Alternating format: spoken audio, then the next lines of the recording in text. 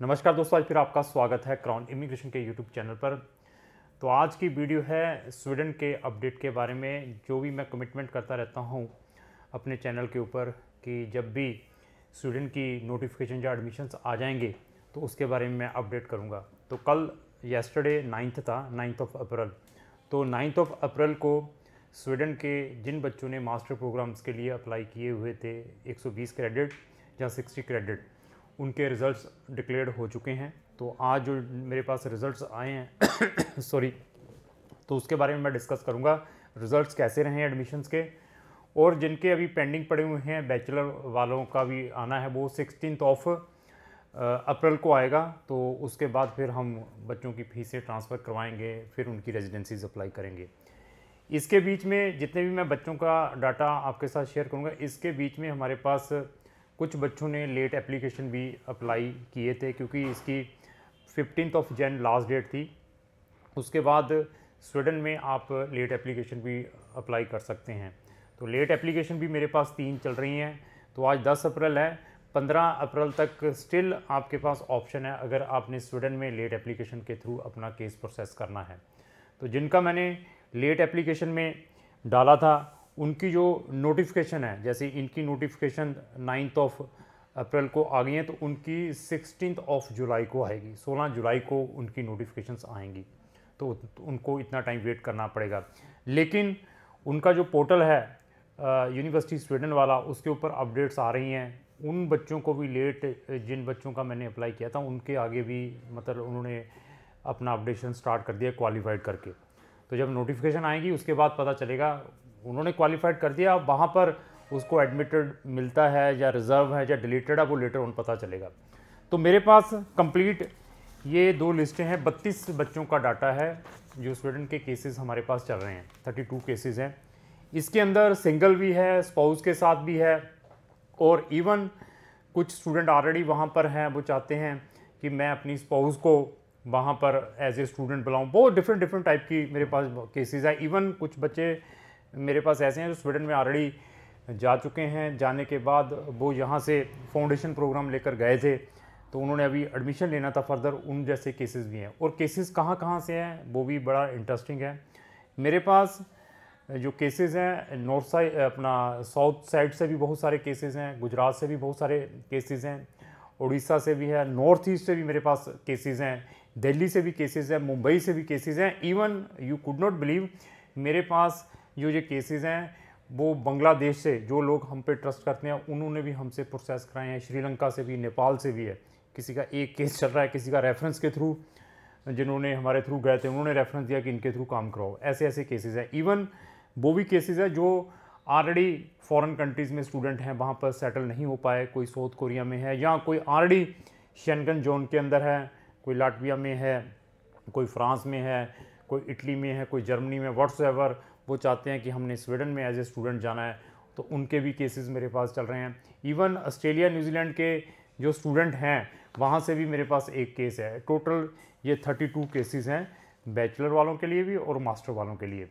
तो इसमें हमारा जो रिज़ल्ट रहा है वो ये लेकर चलिए 80% रहा है, जिन बच्चों का एडमिशन्स आ चुका है मास्टर डिग्री वालों के लिए।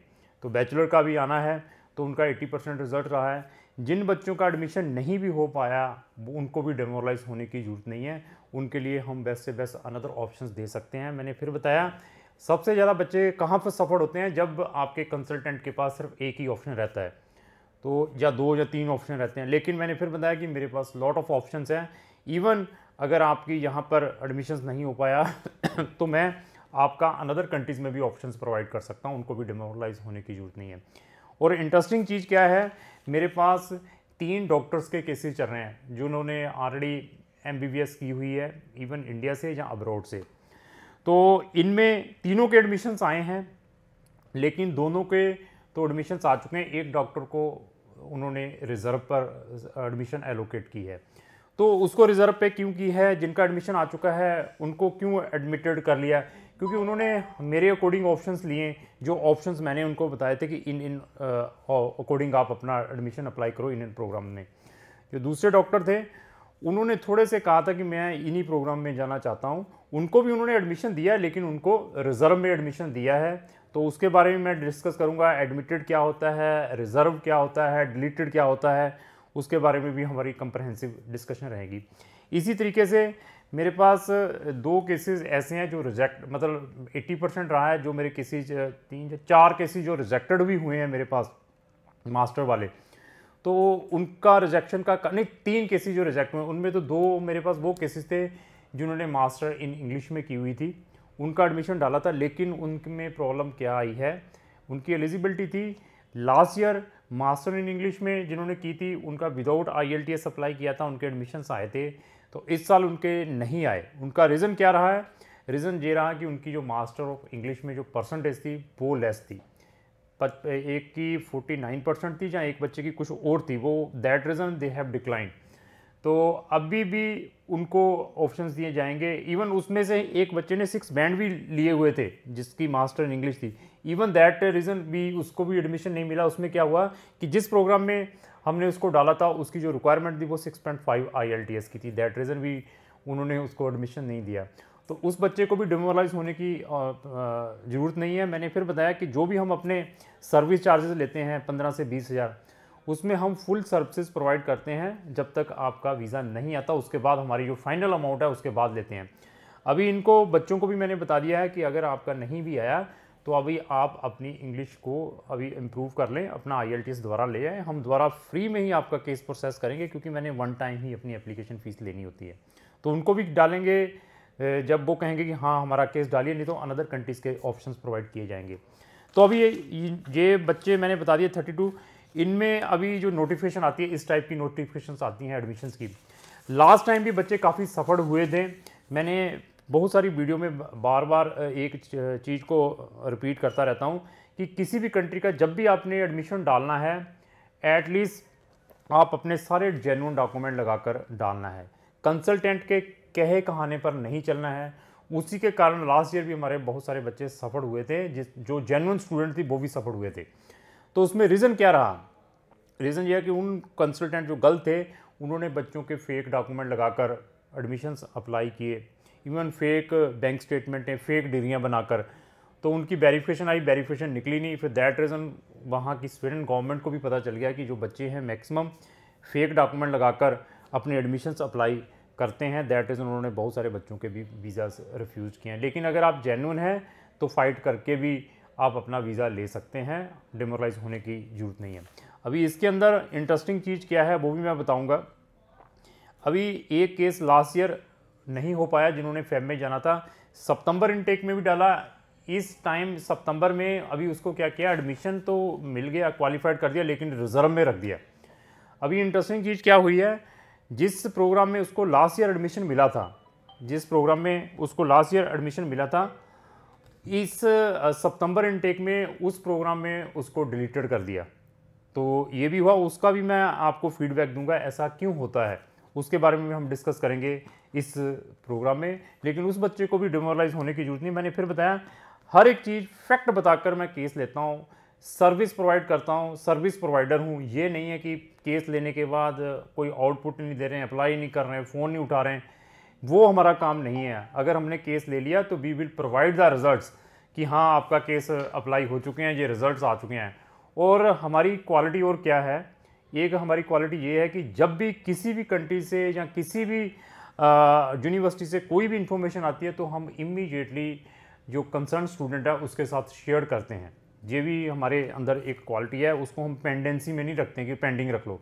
दूसरी क्या है हमारी कंपनी की क्वालिटी, हम कोई भी ओरिजिनल डॉक्यूमेंट नहीं लेते, ना एकेडमिक ना पासपोर्ट, हमने सिर्फ स्कैन डॉक्यूमेंट के ऊपर ही काम करते हैं। ये नहीं है कि आपके ओरिजिनल डॉक्यूमेंट लेने के बाद आपको हम ब्लैकमेलिंग स्टार्ट कर दें, क्योंकि ऐसे भी केसेस हमारे पास बहुत आते हैं। और 90-80% केसेस मेरे पास ऐसे ही आते हैं, सर मेरे तो डॉक्यूमेंट वहाँ पर एजेंट के पास है, वो दे नहीं रहा, अभी वो भी उसके भी देने के पैसे मांग रहा है, जब मेरा पासपोर्ट वहाँ फंसा है वो नहीं दे रहा है, उसके भी पैसे मांग रहा है। ऐसा हमारा काम नहीं है, ना ही हमारा धंधा है। तो अभी मैं इसमें डिस्कस करूँगा ये जो नोटिफिकेशन आई हैं, इन नोटिफिकेशंस में क्या क्या लिखा हुआ है, ये सारी की सारी मैं अभी आपको भी बताऊंगा। इसके अंदर जब भी नोटिफिकेशंस आती हैं, इसके अंदर 3 क्लोजेस लगाई होती है, एडमिटेड, रिजर्व्ड और डिलीटेड, जिन जिन प्रोग्राम में आपने अप्लाई किया होता है। एडमिटेड मीन्स कि आपको उस प्रोग्राम के अंदर उन्होंने एडमिशन्स दे दी हुई है, अभी आपने वहाँ पर अपनी फ़ीस ट्रांसफ़र करनी है। तो रिज़र्व में क्या है कि उनके पास 50 सीट्स हैं, 50 की 50 सीट्स ऑलरेडी एलोकेट हो गई हैं स्टूडेंट्स को, लेकिन आपको उन्होंने रिज़र्व के अंदर रख दिया है। आपको रिज़र्वेशन आपकी उन्होंने आपके प्रोग्राम के आगे भी लिखी होती है कि आपकी रिज़र्वेशन 50 पे है, 20 पे है, 30 पे है। जैसे आप रेलवे की रिज़र्वेशंस होती हैं, 10 की रिज़र्वेशन 13 की है। अगर इन जो एडमिटेड स्टूडेंट्स हैं, अगर उनमें से कोई अपना एडमिशन डिक्लाइन करता है, फ़ीस नहीं भेजता, तो जो यूनिवर्सिटी का कोऑर्डिनेटर है वो आपसे अप्रोच करता है, फिर कहता है कि हाँ हमने आपको अभी एडमिटेड कर दिया, आप अपनी फ़ीस ट्रांसफ़र करें। तो डिलीटेड बहुत ही इंटरेस्टिंग चीज़ है। डिलीटेड भी मैं इसके अंदर बताऊंगा कि डिलीटेड क्या है।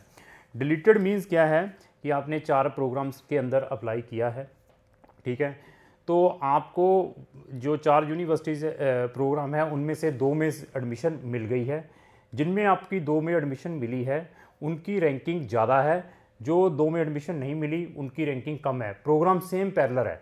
तो स्वीडन एडमिशन अथॉरिटी क्या करती है कि जिस सेम पैरेलल प्रोग्राम जिसकी रैंकिंग कम होती है प्रोग्राम की, जो हायर में आपका एडमिशन होता है, जो कम वाले होते हैं उनको डिलीट कर देती है। तो अभी इसी केस में क्या हुआ है, जो मैंने प्रीवियस केस अभी डिस्कस किया था कि लास्ट टाइम हमारे स्टूडेंट को उस प्रोग्राम में एडमिशन मिला, इस साल मिला नहीं। वो यही कारण हुआ है। कारण क्या हुआ है कि उस बच्चे को उन्होंने जो प्रोग्राम में एडमिशन दिया है उसकी रैंकिंग ज़्यादा थी, उसमें एडमिशन मिल गया। जो प्रोग्राम में एडमिशन दिया उसको उन्होंने डिलीट कर दिया।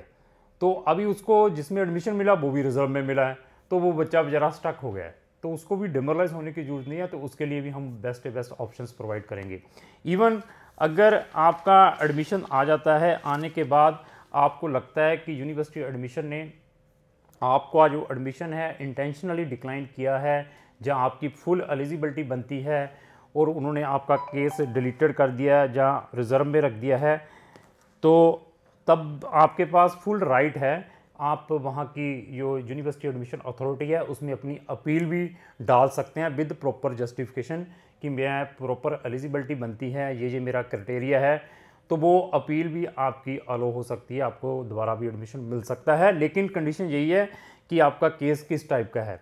अगर आपका एडमिशन आ चुका है और आप चाहते हैं अपनी रेजिडेंसी अप्लाई करना क्राउन इमिग्रेशन के थ्रू, क्राउन इमिग्रेशन उसमें भी हेल्प कर सकती है। इवन आपका किसी भी प्रोग्राम में एडमिशन नहीं आया है, आपकी एलिजिबिलिटी बनती है, तब भी आप हमें इमीडिएटली संपर्क करें, क्योंकि मैंने फिर बता दिया 15 अप्रैल लास्ट डेट है लेट अप्लाई की। हम दोबारा फिर भी आपकी एप्लीकेशन अप्लाई कर सकते हैं, जहां आपको जैन फेब के न्यू ऑप्शंस प्रोवाइड कर सकते हैं, जहां अनदर कंट्रीज़ के ऑप्शंस प्रोवाइड कर सकते हैं। तो अगर आप वहाँ पर एडमिशन्स नहीं आया, वहाँ पर अपील डालना चाहते हैं, तब भी क्राउन इमिग्रेशन आपकी हेल्प कर सकती है। हमारे पास स्वीडन से रिलेटेड बहुत सारे ऑप्शंस हैं और मैं डेली एक इन्फॉर्मेटिव वीडियो अपने चैनल के ऊपर डालता रहता हूँ। अगर आप मेरी डेली इन्फॉर्मेटिव वीडियो देखना चाहते हो, मेरे चैनल को सब्सक्राइब, साथ में लगे बेल आइकन को जरूर पुश करें। लास्टली मेरी यही रिक्वेस्ट, अगर आपको जो मेरी वीडियो अच्छी लगे तो लाइक एंड शेयर करना। Thank you.